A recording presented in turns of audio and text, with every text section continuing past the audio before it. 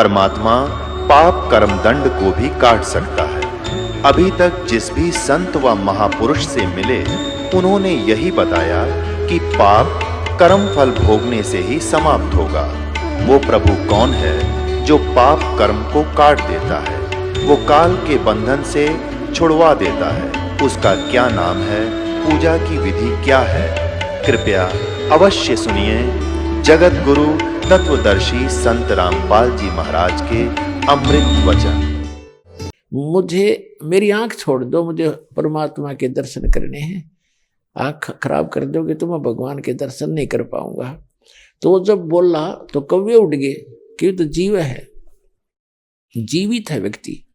अब उसने ये सोचा कि भी अगर बाहर रहूंगा तो कव्वे खत्म करेंगे मेरे को, आंखें भी खत्म कर देंगे, फिर मैं कति कंडम हो जाऊंगा। भगवान मिले नहीं, अंत और शरीर अंत होने को हो गया।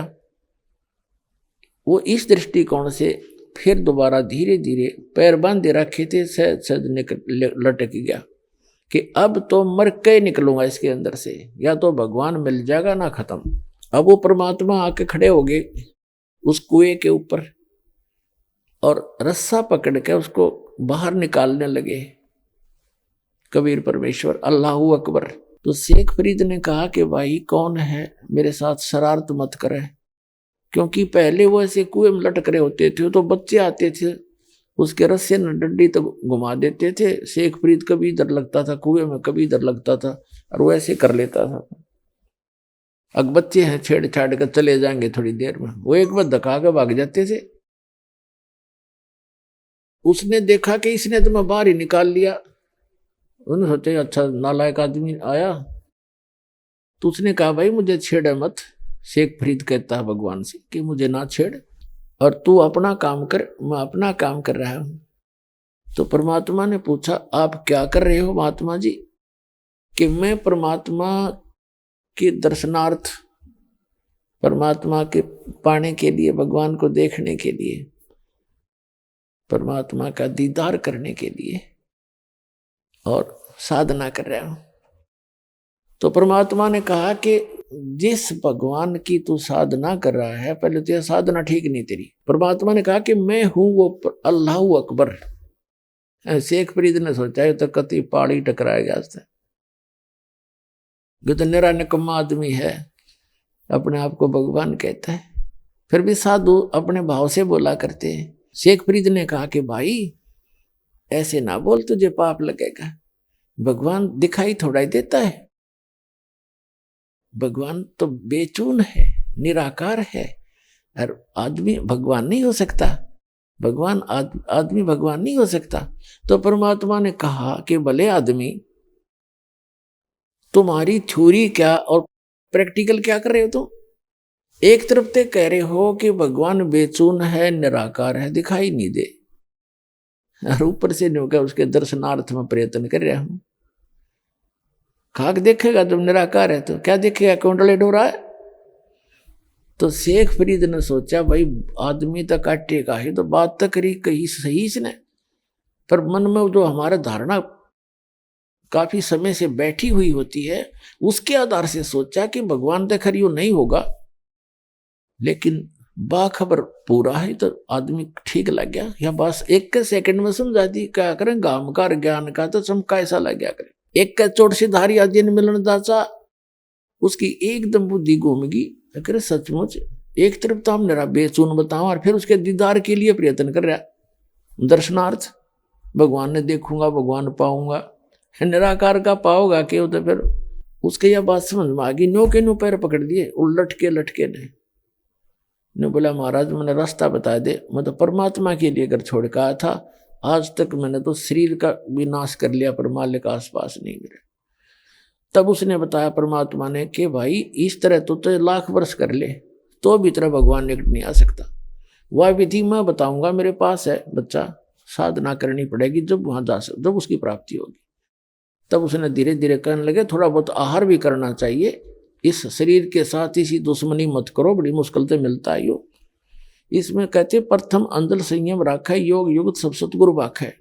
गीता अध्याय नंबर 6 के श्लोक नंबर 16 में कहा कि अर्जुन ये योग ना तो ज्यादा खाने वाले का, ना बिल्कुल ना खाने वाले का, ना ज्यादा सोने वाले का ना कति घना जागने वाले का कभी सफल नहीं हो सकता। प्रथम अंदर संयम राखे, योग युक्त सब सतगुरु बाखे। यानी पहले खाने पीने पर संयम करे, इतना भी नहीं खाओ दड़ी पक्का खा लो फिर अंगड़ाई टूटे, जा भक्ति कैसे करेगा। और बिल्कुल भी ना खाओ फिर भक्ति बने को ना, पेट इकट्ठा हो जाए। अंदर संयम रखे, सीमित खावे, जिससे भक्ति भी बने और आलस भी ना छावे। तो शेख फरीद का फिर मोक्ष हुआ जब कबीर परमात्मा उसको मिल गए। देखो पुण्यात्माओं, दर्शन करना भगवान का कोई और बात है, परमात्मा के लोक में स्थायी स्थान पाने से हमें मोक्ष होगा, तब हमारा छुटकारा होगा, उसकी विधि है। जैसे भगवान शिव के साथ पार्वती माता उनकी पत्नी सदा साथ रहा करती, रोज दर्शन कराया करती, और उसका मोक्ष ना, उसको मंत्र मिला। अमरनाथ जो बना हुआ स्थान, वहां पार्वती जी को मंत्र दिया गया था। ये जो पहला आपको 5 नाम दिए जाते हैं, ये 5 नाम का दिया था। उस मंत्र से उसकी इतना मोक्ष हो गया जितना उस मंत्र से होना था। इतना अमरत्व प्राप्त हो गया उसको सच्चे दिल से भक्ति, सच्ची साधना करने से। लेकिन शिव जी के दर्शन से मोक्ष नहीं हुआ उसका। तो पुण्यात्माओं, परमात्मा 120 वर्ष, वो अल्लाहु अकबर, वो पूर्ण परमात्मा परम अक्षर ब्रह्म 120 वर्ष काशी में रहे। कितने लोगों ने दर्शन किए? 64 लाख तो शेष हो गए थे उनके उस समय, और सब ने दर्शन किए, कोई पार ना हुआ, क्योंकि उन्होंने उनके द्वारा बताई गई साधना पर विश्वास नहीं किया, वह साधना पूरी ना की और उनको एज ए गॉड ट्रीट नहीं किया। तो परमात्मा के लोक में जाने के लिए हमारी मर्यादाएं हैं, कुछ मंत्र हैं। उन मंत्रों की शक्ति से इस शरीर के अंदर जो हमारे सूक्ष्म शरीर है बॉडी के अंदर, इस स्थूल शरीर से प्रयत्न करके साधना करके हम उसको चार्ज करना हमने। और इस शरीर को छोड़ देंगे तो ऊपर का यहाँ का इस काल का दिया हुआ मटेरियल है, इसको तो ये इतना सामान इसको छोड़ दे, इसके अंदर जो शरीर है वो हमारा इतना चार्ज हो जाएगा और फिर वो इससे निकलते ही और फुल स्पीड तो ऊपर जाएगा तिरकुटी पर। इन सब के अकाउंट क्लियर मिलेंगे आपको, क्योंकि ये जो शरीर है सूक्ष्म शरीर फिर इतना लंबा हो जाएगा इससे निकलते ही भक्ति युक्त प्राणी का। जैसे आप कभी सूर्य की तरफ पीठ करके और अपनी छाया पर ध्यान रखना, अपनी छाया की छाती पर काफी देर 1 मिनट एकटक देखते रहना और फिर सामने देखना। आपको जमीन से लेकर आसमान को छूता हुआ आपका सिर, नीचे पैर, इतना लंबा शरीर दिखाई देगा। तो ये शरीर इतना लंबा हो जाता है, फिर ये आत्मा यहां से स्टार्ट करती है मूल कमल से, इसमें से सूक्ष्म शरीर से, इसमें से निकलकर फिर त्रिकुटी में जाती है। त्रिकुटी ये वहां पहुंच जाता है, त्रिकुटी उस त्रिकुटी के पास ही। तो वहां यहाँ सारा क्लियर अकाउंट करके वहां पहुंच करके फिर आगे सब मंत्रों की जो भक्ति है वो स्थान स्थान पर इनको डिपॉजिट कराते चले जाएंगे, हमारा अकाउंट क्लियर होता चला जाएगा, तब हम सतलोक जा पाएंगे। तो इस प्रकार मोक्ष होगा। तो पुण्यात्माओं, आज का जो सत्संग था, पूर्व के संस्कार जो प्रारब्ध यानी किस्मत में लिखे हुए बैड जो हमारे बुरे पाप कर्म हैं, बुरा लेख है, उनको भी पूर्ण परमात्मा काट सकता है, आपको सुखी कर सकता है, आपकी आयु भी बढ़ा सकता है। और जैसे पुनर्जन्म के ऊपर जो बहुत सी भ्रांतियां हैं मानव के अंदर, पुनर्जन्म होता है और पुनर्जन्म के आधार से ही यहाँ कोई गरीब है, कोई अमीर है, पूर्व जन्म के संस्कार से, और कोई रोगी है, कोई स्वस्थ है, कोई मंत्री है, कोई प्रधानमंत्री है, कोई एक रिक्शा चालक है, कोई कागज चुगता फिरता है, कोई कुछ कर रहा है। तो ये पूर्व जन्म की किस्मत है, पूर्व जन्म के प्रारब्ध में लिखे हुए संस्कार से है। और परमात्मा का एक विधान है कि जो जन मेरी शरण है ताका हूं मैं दास, गेल गेल लाग्या फिरूं जब तक धरती आकाश। एक राबी नाम की लड़की थी, मुसलमान समुदाय में उसका जन्म था। और वो बहुत पुण्यकर्मी थी, पूर्व जन्म की संस्कारी बेटी थी, भगवान की आत्मा थी। तो वो अल्लाहू अकबर, वो कबीर परमात्मा उस बेटी को मिला जब वो घास फूस लेने के लिए जंगल में गई हुई थी अपने खेतों में। साधु संत को देखकर पुण्यकर्मी प्राणी उस तरफ आकर्षित होते हैं। महात्मा जी को उस बेटी ने प्रणाम किया। उसका विवाह नहीं हुआ था जब तक। तो उस लड़की ने प्रणाम किया। परमात्मा ने कहा, बेटा भक्ति करा करो, मनुष्य जीवन भक्ति के लिए मिलता है।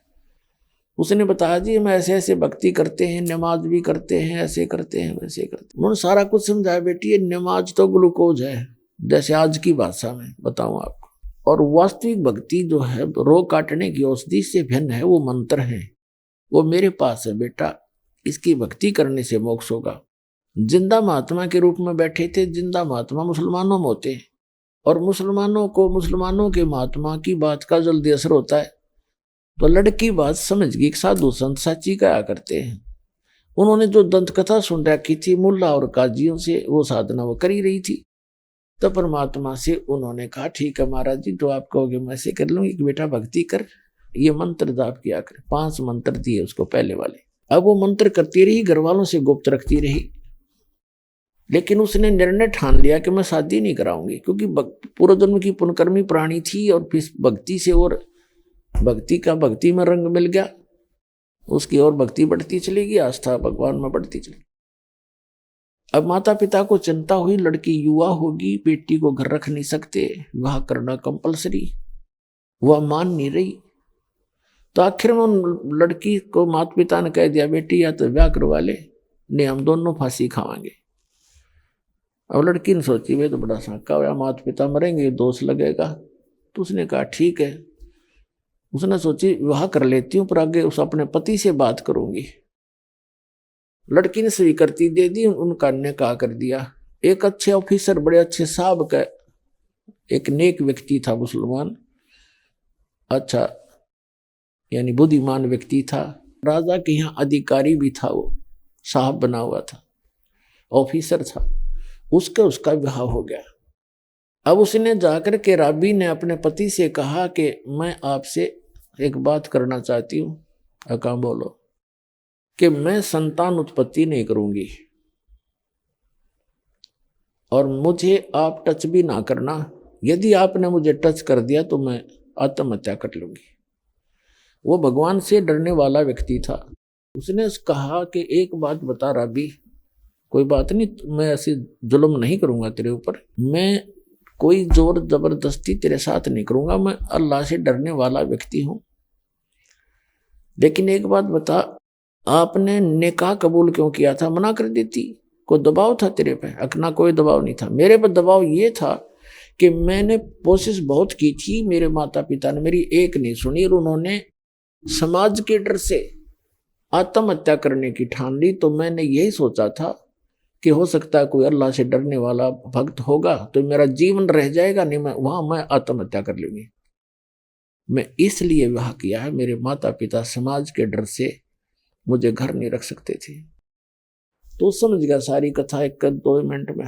फिर उसने कहा कि देख राबिया, बात सुन ले, मेरा भी समाज है, मेरा भी कुल है, ठीक है, मैं तुझे टच नहीं करूंगा, मेरी बहन की तरह रहेगी, लेकिन समाज की दृष्टि में रहना पड़ेगा मेरी पत्नी के रूप में। अपने तेरा अलग मकान बना दूंगा और तू अपना भक्ति करना, मैं अपना और विवाह कर लूंगा। मुसलमानों में कई विवाह हो जाते हैं। उसने ऐसा ही किया और वो लड़की अपना 100 शुक्र मनाया अल्लाह का।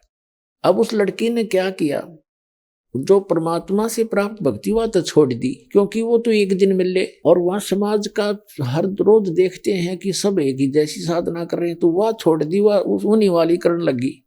2-4 वर्ष साधना की उसने। फिर शादी होने के बाद वहां के सामाजिक लोग जैसा भी कर रहे थे वो ही करने लगी। नमाज करे 5 वक्त, अपना जैसे भी। जब वो होगी 50 वर्ष के आसपास, तो ये हज करने जाते हैं मक्का में। तो उसने अपने पति से कहा कि मैं हज करने जाना चाहती हूं। उसने देखा कि 50 साल की उम्र होगी, आज तक ये कभी मैंने बाहर की औरतों के साथ बैठी भी नहीं देखी, और सीधी आत्मा की। उसने कहा कि आप जा सकते हो, मुझे तो समय नहीं है, ना मैं भी तेरे साथ चलता। वो कह ली मैं चली जाऊंगी। तो उसने कहा कि आपके साथ कोई सवारी का प्रबंध कर देता हूँ, ऊंट वगैरह आपके लिए व्यवस्था कर देता हूँ, नौकर साथ चला जाएगा। वो कहने लगी नहीं, मैं पैदल जाऊंगी। भावना थी कि पैदल जाऊंगी और ज्यादा लाभ मिलेगा, और भी बहुत सी बहनें जा रही है, मैं साथ चली जाऊंगी। एक अच्छा, वो चली गई। जब मक्का से 50-60 किलोमीटर मील 60 मील जब रहेगी, तो चलते चलते कोई आगे जा रही थी, कोई पीछे रह जाती थी, कोई थक जाते थे, यात्री बैठ जाते थे। तो दोपहर का समय था, राबिया मरुस्थल से गुजर रही थी। वहां एक कुआं था, और उस कुएं के पास ही कोई झाड़ी के एक स्थान था। उसमें कुतिया ने बच्चे दे रखे थे, उसके छोटे छोटे बच्चे थे। और वो प्यास से इतनी व्याकुल थी कि यदि उसको जल ना मिलता तो शायद ही चंद घंटों की मेहमान थी, मर जाती। अब वो देखा उसने, वो कुत्ती राबिया की तरफ भागी आई, उसके चरणों में लेटे, फिर कुएं में जाकर झांके और फिर भागी आवे। वो समझ गई कि यह प्यासी है। कुआं जाकर देखा राबिया ने कि वहां कोई ना कोई बाल्टी है, ना कोई रस्सी है, पानी अवश्य है कुएं के अंदर। अपनी आत्माओं, ऐसी प्यारी आत्माओं, ऐसी समर्पित आत्माओं को रास्ता ना मिलने से कैसे दुखी होते हैं, सही मार्ग ना मिलने से। उस लड़की ने आव देखा ना ताप देखा, लंबे लंबे सिर के बाल थे, वो बाल पाड़ने शुरू किए फटाफट। आधे से ज्यादा सिर के बाल सारे पाड़ दिए, लहूलुहान होगी, और उससे रस्सी बांटी लंबी। अपने कपड़े उतारे, मोटे मोटे कपड़े होते थे पहले खद्दर के, और कुएं में फांसे रस्सी, बालों की रस्सी से बांधकर उसको बाहर निकाला। एक ठेक मटका पड़ा था, खड्डा सा था, मटका टूटा हुआ, उसके ठेकरे में, उस टुकड़े में कपड़े निचोड़े, फिर निकाले, फिर निचोड़े। वो एक कुतिया खूब छिका दी, और फिर अपने पूछ पाछ के सरने, और फिर कपड़े पहनकर और चलने की सोची थी। उसी समय वो मक्का उठ गए, वो मक्का मकान पूरा मंदिर, और कुएं के साथ में आकर लग गया, जैसे प्लेटफार्म पर रेलगाड़ी लग गया करे।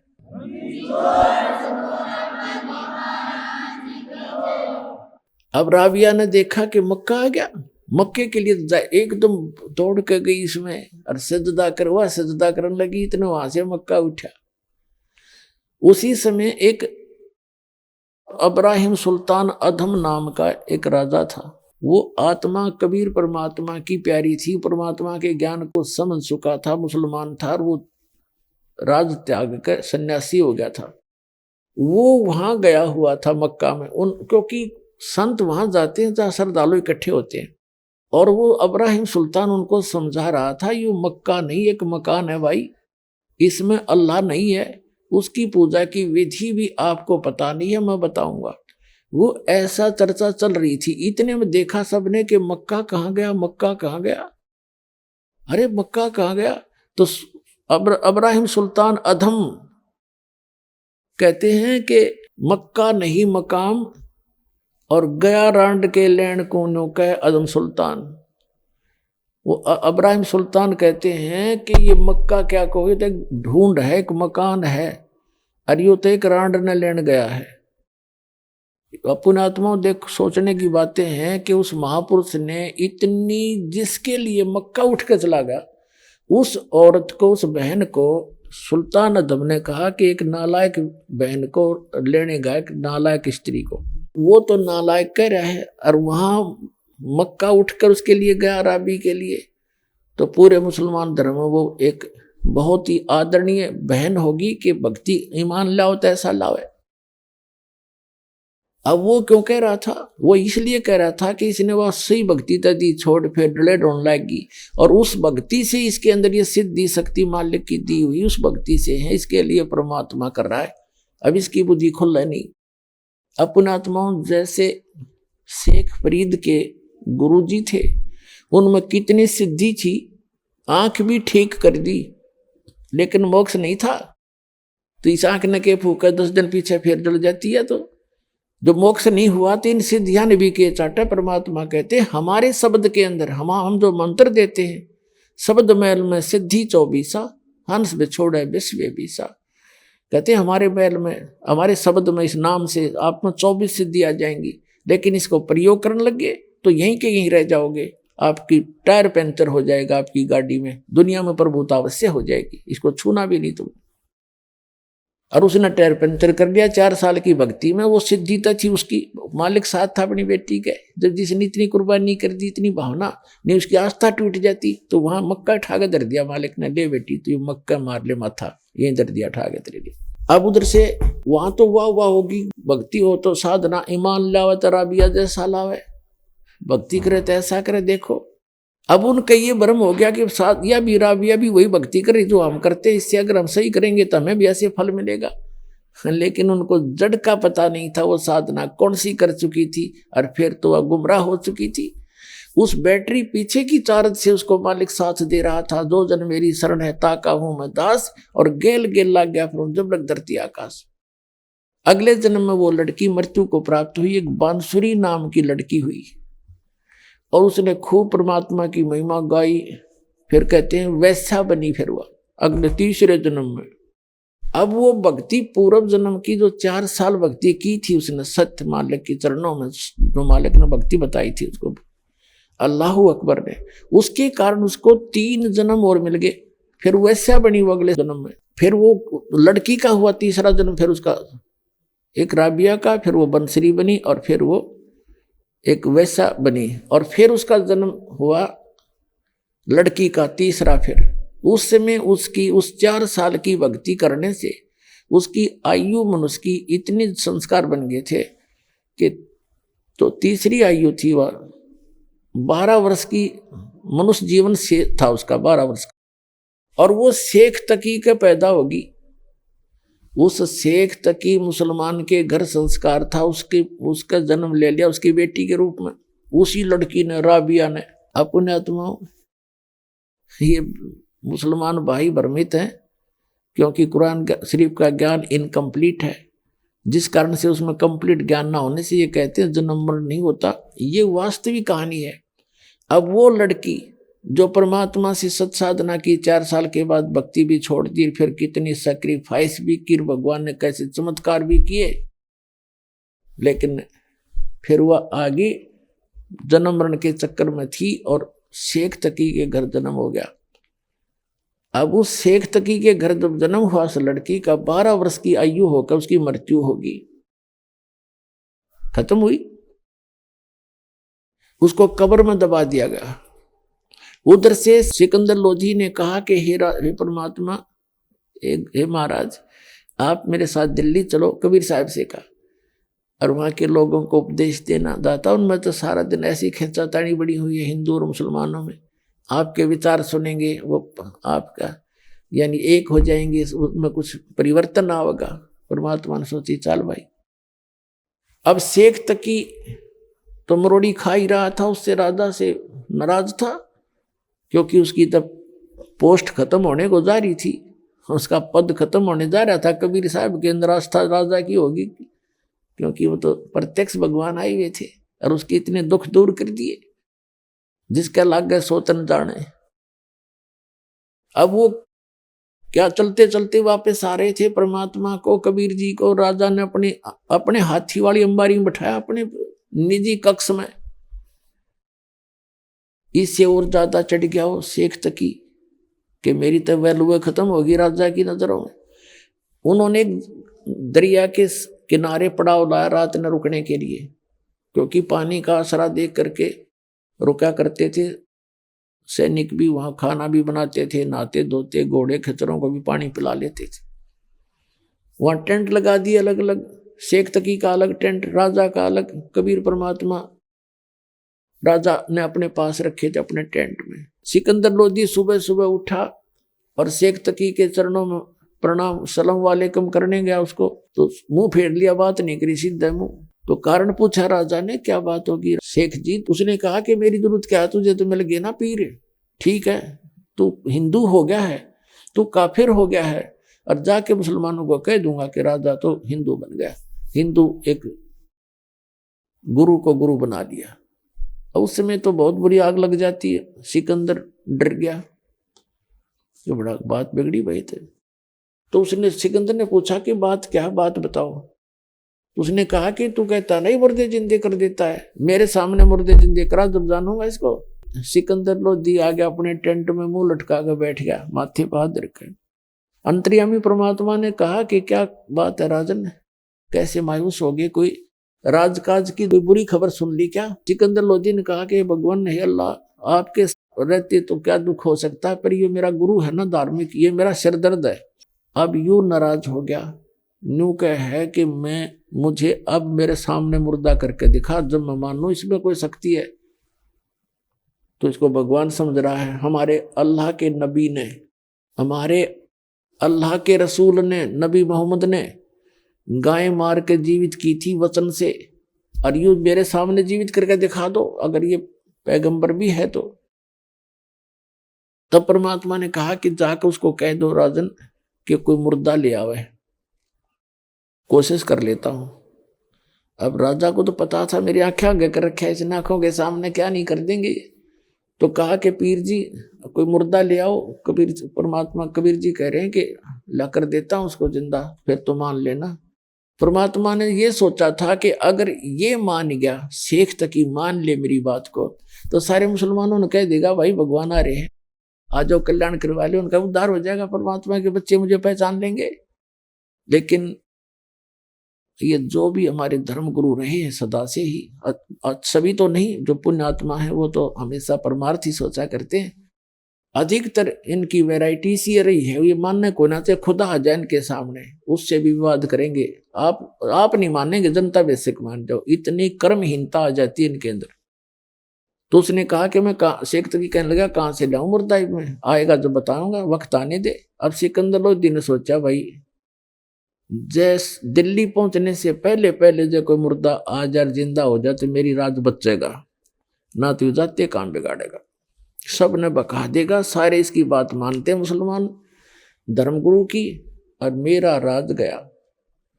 तो परमात्मा ने यह भी समस्या हल करनी थी, क्योंकि परमात्मा अपने भगत की टेंशन देख नहीं सकते। बनारस से चलने से पहले परमात्मा कबीर जी ने कहा था कि मैं तेरे साथ जब चलूंगा राजा, जब तू मेरे से दीक्षा ले लेगा।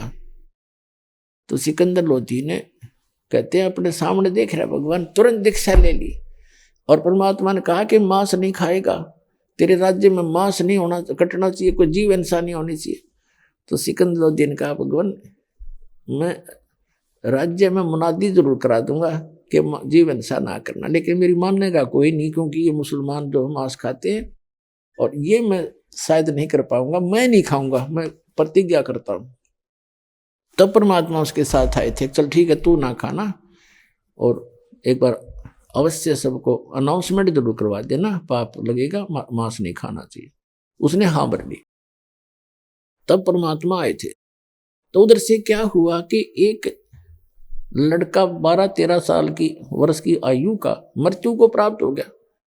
तो कुछ कबीले ऐसे होते हैं जो ना तो दफनाते हैं, जमीन में नहीं गाड़ते, कब्र नहीं बनाते, और नहीं जलाते हैं, वो क्या करते हैं जल प्रवाह कर देते हैं उसको, वो उनका अंतिम संस्कार है। एक कोई घास फूस का पूला सा बना के उसके ऊपर आदर से रख देते हैं और उसको जल प्रवाह कर देते हैं। ऐसे अंतिम संस्कार किया हुआ एक 12-13 वर्ष की आयु का लड़के का शव आ रहा था उसी दरिया से। तब सैनिकों ने देखा जी मुर्दा आ गया, मुर्दा आ गया। तो सिकंदर लोधी का जान में जान आई, एको हो आ गया तो मेरे पीछा छुटेगा, कर देंगे काम, यू मान जाएगा फिर शेख तकी। तो इतने में सब इकट्ठे हो गए, शेख तकी भी आगे, कबीर साहब को बुला लिया। तो कबीर साहब ने कहा शेख तकी पहले तय कर, कहीं फिर पीछे तो नंबर बनाओ तो मैं भी कर दूँ। तो शेख तकी सभी ने कहा जी ठीक है करो आप। वो लोग अपने पंतर मंत्र उतारिया, इतने काफी जो डाउन स्ट्रीम में पहुंच गया मुर्दा बहता हुआ। तब शेख तकी कहता है ये तो न्यू चावा था कि मैं करता रहूं, इतनी चला जाए, मुर्दे जिंदे होते हैं क्या, वो तो कयामत के समय होंगे, कयामत आएगी तब सब जिंदे करे जाओगे। परमात्मा ने कहा कि ठीक है शेख तकी डट जा। परमात्मा कबीर साहब ने ऐसे संकेत किया उसको, जैसे मुर्दा जा रहा था पानी में बहता हुआ, तो उसको ऐसे किया था। वो उल्टा चल पड़ा मुर्दा, जैसे इंजन वाली नौका चलती है अपोजिट अप स्ट्रीम में, और नीचे से दरिया की लहरें जा रही हैं और सब आके वहां रुक गया जहां परमात्मा खड़े थे कबीर जी। नीचे से दरिया की लहरें जा रही हैं।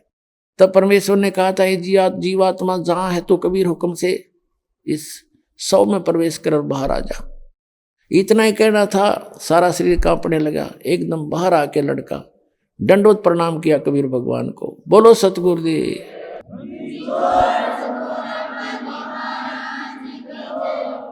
तो पुण्यात्माओं, उस एक तक की तमान्या नहीं, उसके कर्म घने फूट रहे थे, पर वहां जितने भी सैनिक उपस्थित थे सब ने देख कर ये करामात मालिक की चरणों में शीश रखा, नाम लिया। हजारों की संख्या में वहां दीक्षा ली, और भी आसपास के लोग इकट्ठे हो गए थे गांव के। फिर आगे वो दिल्ली शेख तकी नाते फिर वो बकवाद शुरू कर दी, तो राजा तो हिंदू बन गया है, मुसलमान नहीं रहा है, इसने तो ऐसा कर दिया। और भाई लोगों देखो, हम इसकी परीक्षा ले लेंगे, अगर ये परीक्षा में सफल हुआ कबीर तो हम मान लेंगे ये अल्लाह का रसूल है। तो मुसलमान सारे इकट्ठे कर लिए। उसने कहा, जी क्या परीक्षा लोगे? कि इसको उबलते हुए तेल के कढ़ाई में डालेंगे, सरसों के तेल का कढ़ाई उबालेंगे, उसमें डाल देंगे। उस सिख तकी ने सोचा था पढ़ते ही मर जाएगा, कटे टंटा तेरा पीछा छूटेगा। सब इकट्ठे होकर आगे राजा के पास हल्ला कर दिया। राजा का इतना बेहोश है, जनता देख के बाद उसका कोई पैर नहीं होते। राजा ने कहा, क्या हो गया शेख तकी जी? सब पता चलने पर ऐसी कहानी है, ऐसा है। तो फिर चिंतित हो गया। कबीर साहब को राजा ने अपने महल में रखा हुआ था, अलग कमरे में। तो सबने वहीं आकर हल्ला कर दिया, नारे लगाने शुरू कर दिए।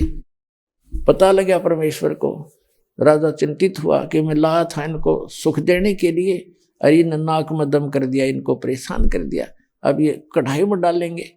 परमात्मा अंतर्यामी थे। राजा से पूछा, राजा ने दुखी हृदय से बता दिया, भगवान ऐसे ऐसे ये चाहते हैं और मैं नहीं आपको इनके हवाले करूंगा। परमात्मा बोले, भाई बात सुन, मेरा इनका काम है, तू होने दे और कह दे इनको उबालने तेल, आप चिंता ना करो, होगा मेरे साथ हो जाएगा। मैंने तो ये मारेंगे छोड़ेंगे नहीं, मर जाऊंगा, तेरा तो राज बच्चा रहेगा। और सिकंदर फिर चुप हो गया।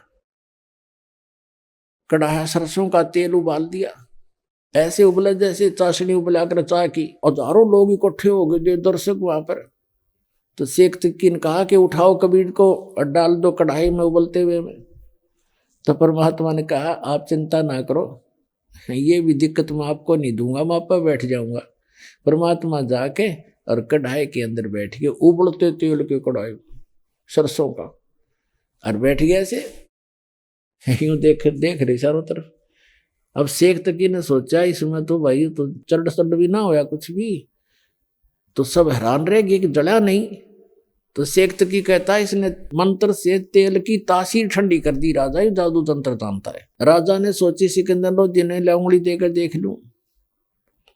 परमात्मा ने कहा, इसके कहने तक उंगली मत दे देना, इसमें खोजी नहीं पाओगी, नौका नो बड़ा है तेल। राजा ने सोची, जब कबीर जी का बैठे इसका ना बिगड़ा, मेरा क्या दिक्कत आएगी। उन्होंने उंगली दे दी चेक टेस्ट करने के लिए। जितनी उंगली तेल में गई थी ना, उतनी कट के दूर होगी। इतना गर्म तेज उबाल रखा था, लक्कड़ बाल गए। राजा बेहोश हो गए, गिर गया। तो परमात्मा आया, उन्होंने उंगली पकड़ के खींच दी, पूरी होगी जब वो होश में आया, जब वो उसकी पीड़ा खत्म हुई। और परमात्मा का कुछ भी नहीं हुआ। बोलो सतगुरुदेव।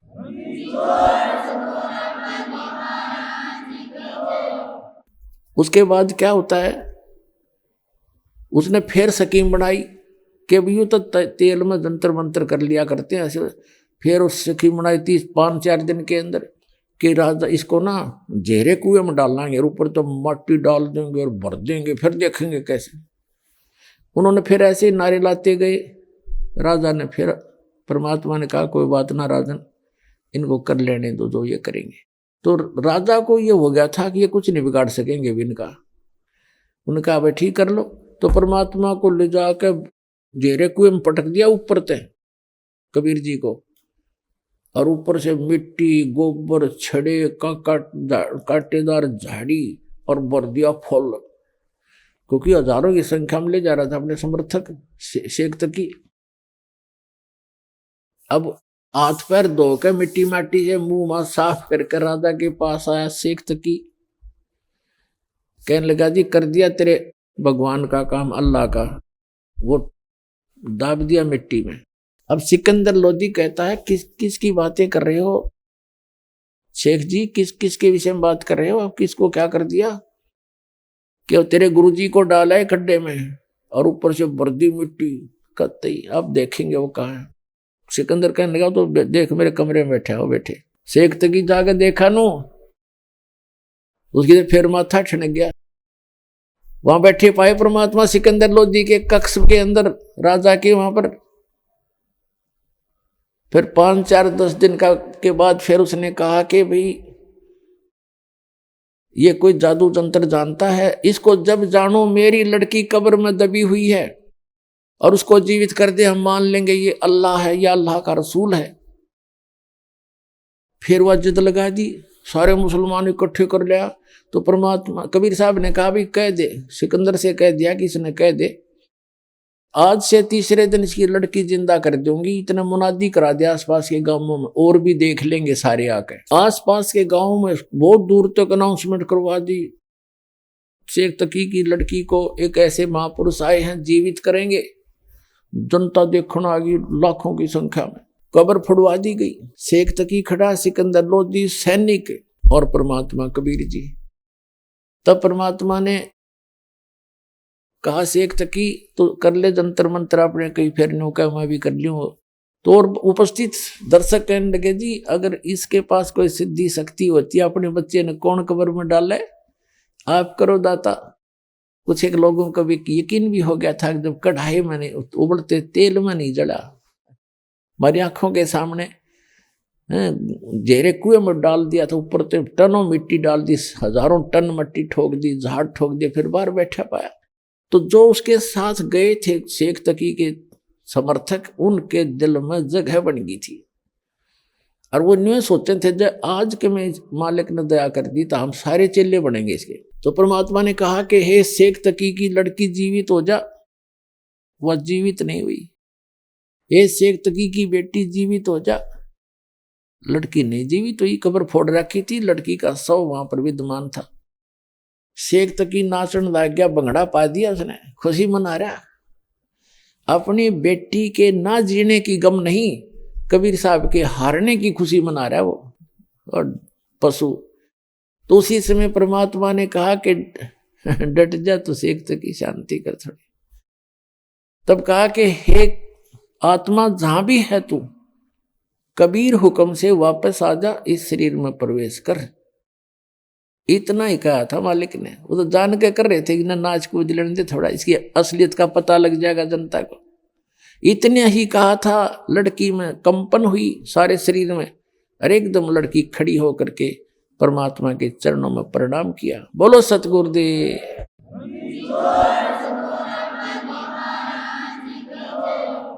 उसका नाम कमाली रखा। लोगों ने कहा कमाल कर दिया, कमाल कर दिया। लड़की का नाम कमाली रखा। उस लड़के का नाम कमाल रखा था जो नहर से बहता हुआ मुर्दा जीवित किया था।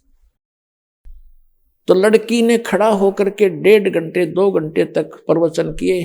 परमात्मा ने उसको दिव्य दृष्टि दे दी बेटी को कि सुना दे सारी राम कहानी जो तेरे साथ भी थी। उसने सारी बताई कि एक जन्म में मैं मालिक से मिली थी, मुझ कर्महीन ने सत्संग की कमी से इनके द्वारा दिए गए ज्ञान को छोड़ दिया, नाम को और अन्य साधना में करने लगी।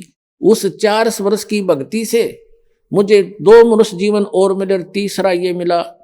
और मैं मेरी ऐसी भी महिमा होगी थी, वो राबी हूं मैं, जिससे मक्का भी उठकर मेरे लिए आ गया था। और आज आगे मेरा मनुष्य जीवन शेष नहीं था, मुझे पशु जूनी में जाने की तैयारी थी। लेकिन ये समर्थ परमपिता वहां पहुंचे और धर्मराज से छुड़वा कर मुझे वापस लाए हैं। लोगों पकड़ लो चरण, ये अल्लाह अकबर आए हैं। लाखों लोगों ने नाम लिया। बोलो सतगुरुदेव की जय हो।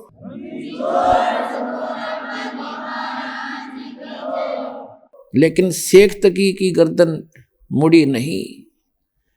उन्होंने तो कसम खा रखा कि हम एक अल्लाह के सामने शीश झुकाएंगे और के सामने नहीं। अल्लाह सामने खड़ा और टट्टू न झुकाओगे शीश, फिर सारे कुछ करके दिखा दिया फिर भी न अल्लाह को शीश झुकाएंगे। अरे भगवान सामने खड़े, अल्लाह अकबर है वो कबीर साहब, उस परमात्मा के पाने की वो सारी विधि दास के पास है, और अपना कल्याण कराओ। बोलो सतगुरुदेव।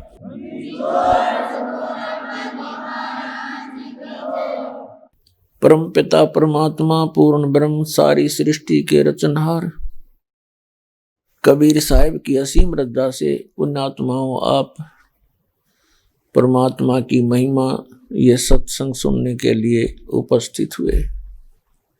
धन्य है वो मानव शरीरधारी प्राणी जिनको अब बिचली पीढ़ी इस कलयुग के मध्य में, बिचली पीढ़ी के समय में आपका जन्म है। उससे भी पुण्यकर्मी वो प्राणी हैं जिनको सतलोक आश्रम बरवाला जिला हिसार हरियाणा के अंदर आने का सुअवसर प्राप्त हुआ। पुण्यात्माओं,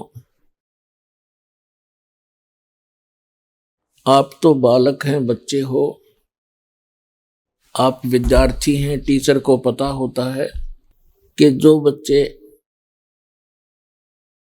इतनी श्रद्धा से और ये पढ़ाई शिक्षा ग्रहण कर रहे हैं, इनका भविष्य कितना उज्जवल है। तो आपके भविष्य का दास को पता है। इसके विषय में सूक्ष्म वेद में कहा है कि लख बर सूरा जूझ ही, लख बर सावत दे, लख बर यति जहान में, तब सतगुरु सुरना ले। आप आज के जन्मे नहीं हो, आप असंख्य जन्मों से, असंख्य युगों से इस काल के जाल में, इस जन्म मरण के इस अरहट के कुएं में आप गिरे हुए हो। और आपने ऐसी ऐसी साधनाएं भी की हैं, आपने बड़े बड़े त्याग भी किए हैं परमात्मा के लिए, लेकिन सत साधना सतगुरु ना मिलने से उन किए हुए कर्मों का फल तो आपको मिला, लेकिन वो व्यर्थ रहा। अब जैसे आध्यात्मिक ज्ञान के अंदर एक बहुत बड़ा विस्तार होता है, विवरण होता है, उसमें ये भी कहा गया है कि जैसे कर्म करेगा वो फल आपको अवश्य मिलेंगे। जैसे का मतलब है कोई स्वाभाविक पाप कर रहे हो, वो भी मांस खा रहे हो उसका पाप भी, शराब पीते हो, तम्बाकू सेवन करते हो या अन्य नशीली वस्तुएं ग्रहण सेवन करते हो, उनका भी पाप आपको प्राप्त है। और कोई इसके साथ साथ चोरी ठगी डाके डालता है, वो भी पाप आपको मिलना है, लिखा जाता है आपके अकाउंट में। इसके साथ साथ आप अन्य कोई पुण्य करते हो, जैसे पक्षियों को दाना डाल दिया, कोई प्याऊ बनवा दी, कहीं भंडारा कर दिया, कोई धर्मशाला बनवा दी, कहीं पर कुएं बनवा दिए, तो इस तरह के जो कहीं कंबल बांट दिए, गरीबों को पैसे कंबल बांट दिए या कोई अन्य सुविधा दे दी, भंडारे कर दिए, ये सभी कर्म आपको प्राप्त होंगे, क्योंकि आपका किया कर्म परमात्मा रखता नहीं। जैसे करोगे वैसा ही मिलेगा। कब तक? जब तक सतगुरु नहीं मिलते। जब सतगुरु मिल जाते हैं फिर आपको आपका शुभ शुभ मिलेगा, अशुभ नहीं मिलेगा। अशुभ को वो खत्म कर देते हैं, कैंसिल कर देते हैं जो सतगुरु होते हैं। और सतगुरु केवल एक ही होता है पृथ्वी पर एक समय में। वो समय निर्धारित होता है। बीच में परमात्मा स्वयं भी आते हैं, ज्ञान दे जाते हैं, आपको परमात्मा में श्रद्धा आपकी बना जाते हैं। जैसे 600 वर्ष पहले परमेश्वर आए थे, उससे पहले भी प्रत्येक युग में आते रहे हैं, लेकिन हम भगवान को समझ नहीं सके, उनको पहचान नहीं सके, क्योंकि हम स्वयं सुखी थे।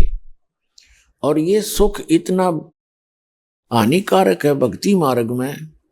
परमात्मा कहते हैं, सुख के माथे पत्थर पड़ो, जिसते नाम हृदय ते जावे, और बलिहारी उस दुख के जो पल पल नाम रटावे। किसा सुख भी ना दिए परमात्मा, तेरी याद भूल जा, ऐसा दुख बनाए रखना दाता, तेरी भूल ना पड़े। तो सतयुग त्रेता द्वापर में ये प्राणी दुखी नहीं होते, सब व्यवस्था इनके पास उपलब्ध होती है, अच्छे स्वस्थ शरीर होते हैं, बहुत अच्छी व्यवस्था होती है, जिस कारण से हम परमात्मा को भजते अवश्य हैं, लेकिन जो साधनाएं हम कर रहे होते हैं उन्हीं से हम सोच लेते हैं कि जो वर्तमान में सुख सुविधाएं, पुत्र प्राप्ति या कोई अन्य सुख हो रहा है, इन साधनाओं से हो रहा है। लेकिन वो साधना उस दिन भी गलत थी, आज भी गलत है। वह आज तो आपको पता ही लग गया। और अब ये समय है जो मोक्ष होगा। अब से पहले आप केवल अपना किया कर्म ही प्राप्त करते रहे। ठीक है, जो साधना भक्ति शास्त्र अनुकूल, जैसे परमात्मा आए थे 600 वर्ष पहले, केवल उन्होंने प्रथम मंत्र ही दिया था, वो भी केवल 5 नाम का, जो आपको दिए जाते हैं बीच बीच के जो 5 नाम है।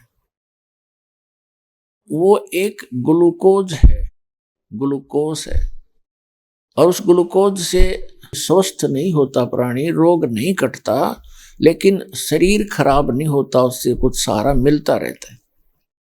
तो जितनी भी ये यज्ञ हैं, प्रथम मंत्र और उसके साथ साथ जो यज्ञ हैं, ये तो समझो एक ग्लूकोज है।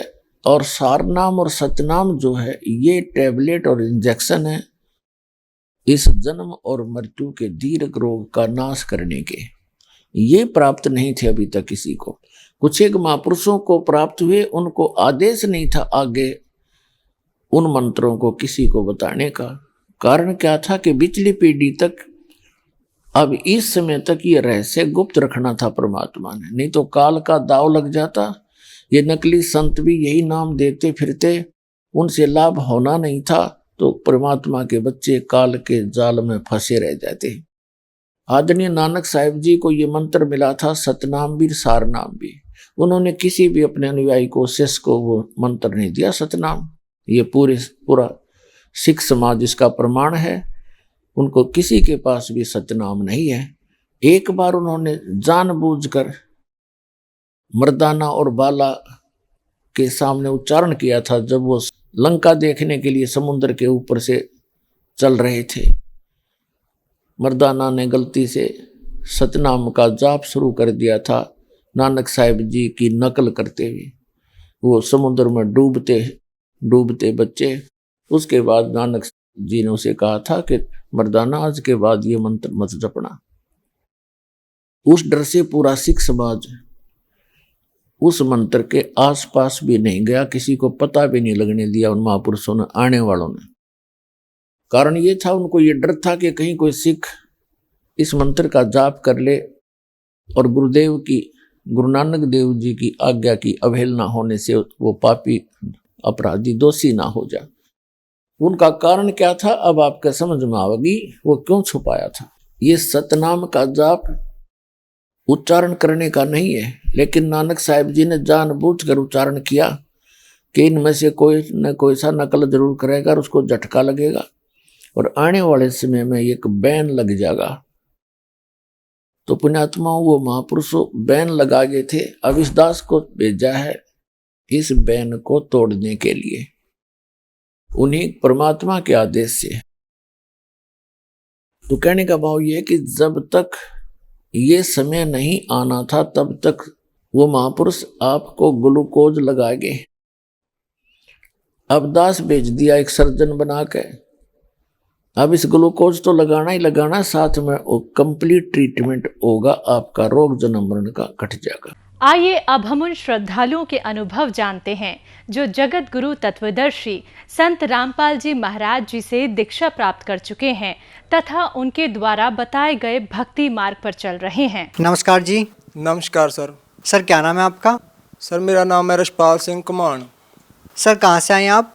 मेरा गांव है कपयाल, डिस्ट्रिक्ट संगरूर, पानीगढ़ तहसील। सर संत रामपाल जी महाराज की शरण में आने से पहले आप क्या साधनाएं करते थे?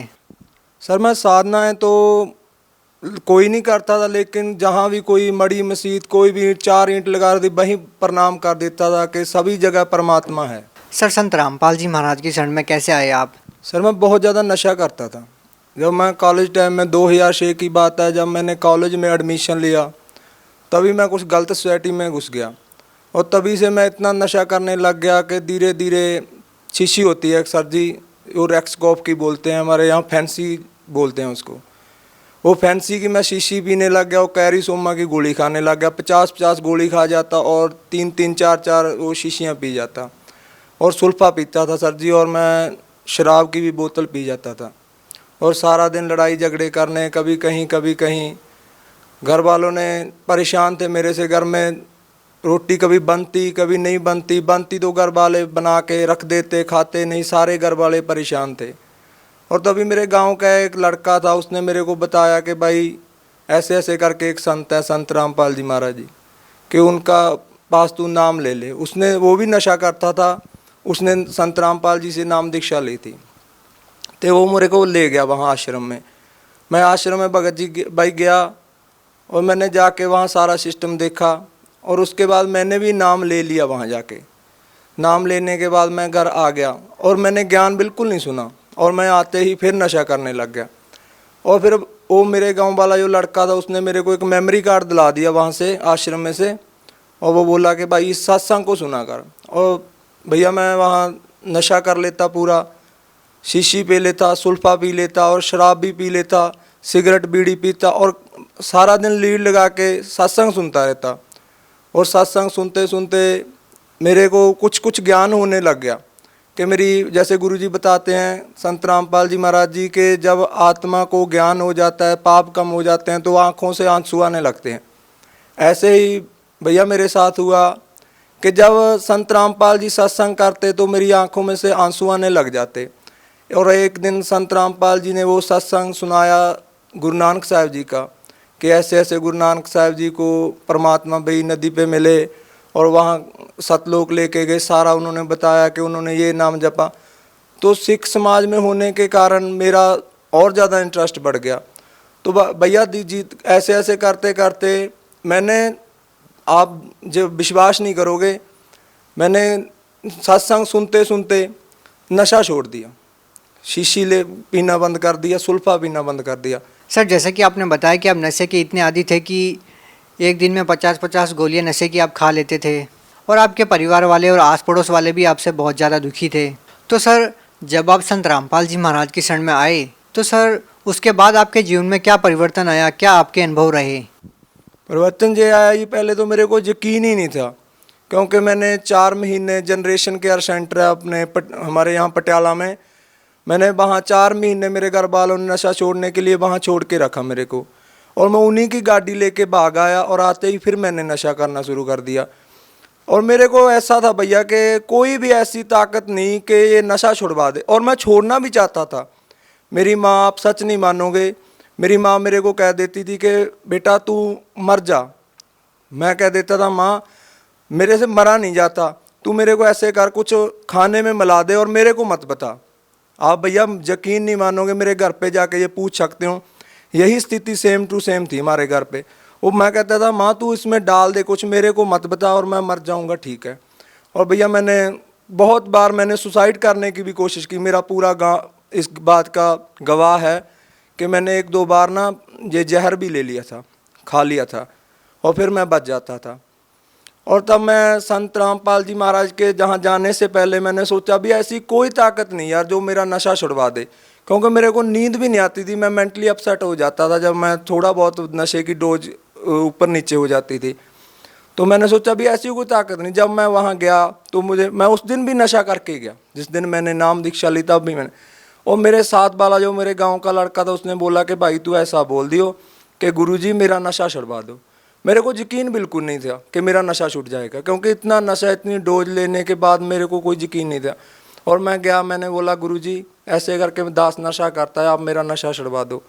गुरुजी बोले, सिर पे हाथ रखा कि बेटा आज के बाद तू नशा नहीं करेगा। और भैया जब संत रामपाल जी ने, महाराज जी ने मेरे सिर के ऊपर हाथ रख के कहा कि बेटा तू आज के बाद नशा नहीं करेगा, और भैया वो दिन है और आज का दिन है, मुझ को इतनी नफरत होगी नशे से कि नशा करना तो दूर, मैं किसी को ला के भी नहीं देता।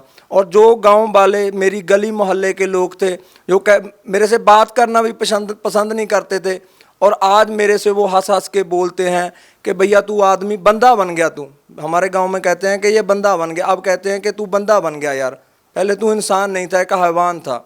सर और क्या लाभ मिले आपको संत रामपाल जी महाराज से नाम दीक्षा लेने के बाद? सर जी इससे बड़ा लाभ क्या हो सकता है। एक जिसे जो मरा हुआ आदमी, हमारे, आप मेरा नंबर नोट कर लो, मेरे गांव में जाके पूछ लो, मेरे गांव वाले ये कहते थे कि ये आदमी नहीं बचेगा, कुछ भी कर ले कोई। दुनिया के लिए इससे ज़्यादा बड़ी मिसाल क्या हो सकती है कि एक नशेड़ी को नशा छोड़ना सबसे बड़ी, जो भी मेडिकल नशा, कोई भी ऐसा डॉक्टर नहीं था। मेरे घर वालों ने मेरे को डॉक्टरों को भी दिखाया, वो डॉक्टर कहते थे, अपनी बात बता रहा हूँ हकीकत में, कि वो कहते थे कि भैया इसका पता क्या करो, आप इसको थोड़ी सी अफीम दो और शाम को इसको इंग्लिश का दिया दो, दारू का एक दिया दो, अगर ये नहीं, इतना नशा नहीं लेगा तो इसको अटैक आ जाएगा।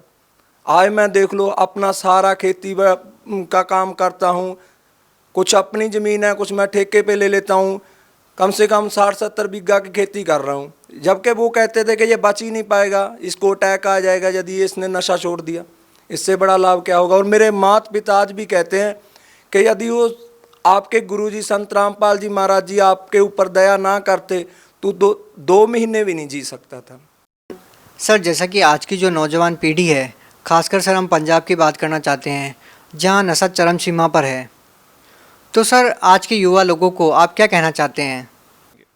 मैं आज की युवा पीढ़ी को यही संदेश देना चाहता हूं कि भैया कोई ताकत नहीं जो आपका नशा छुड़वा देगी। कोई भी, आप कहीं भी चले जाओ, किसी डॉक्टर के पास, किसी भी पीर के पास, किसी भी सियाने के पास, किसी के पास भी चले जाओ, क्योंकि जितना भैया पैसा मैं नशे में बर्बाद करता था, उतने ही पैसे मेरे घर वालों ने इन सियानों में, इन पीरों में ख़राब कर दिए, तो किसी का कुछ भी नहीं हुआ।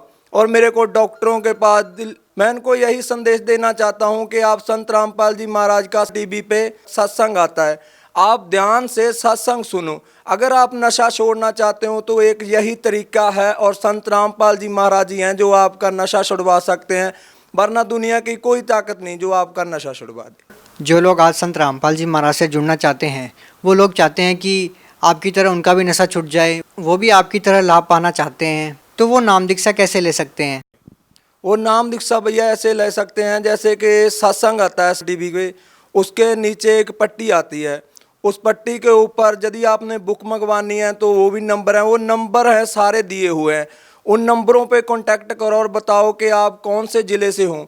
और हर एक ज़िले में लगभग आज नामदान केंद्र हैं, आओ वहाँ से जाके नामदान लो और संत रामपाल जी से होने वाले लाभ उठाओ। जो भी आपके दुख तकलीफ हैं, संत रामपाल जी कहते हैं कि सबसे पहले हम उसके दुख तकलीफ दूर करते हैं जो हमारी शरण में आता है। भैया एक ये भी बात है कि अगर हमारे दुख नहीं दूर होंगे, हमें कोई टेंशन है, दुख है, तो हम भक्ति भी नहीं कर पाएंगे। और संत रामपाल जी एक ऐसे संत हैं जो सबसे पहले दुख दूर करते हैं। अगर आप देखना भी चाहते हो कि वाकई ये लाभ होते हैं या नहीं, पहले ज्ञान समझो, फिर नाम लो, उसके बाद देखो। जी धन्यवाद, नमस्कार।